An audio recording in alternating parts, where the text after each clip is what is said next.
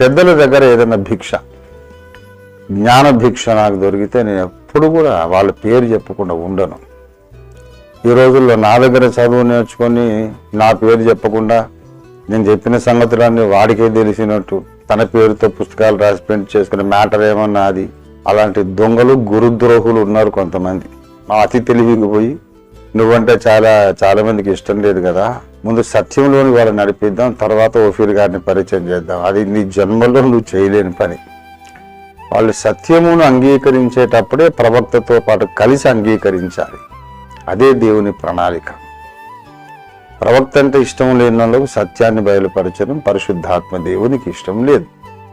ఓఫీర్ గారి బోధన అందరికీ మేమే చెప్తాం అని ఆయన పేరు చెప్పమంటే అభ్యంతర కారణం అనేది యేసులో కూడా ఉంది, పౌలులో ఉంది.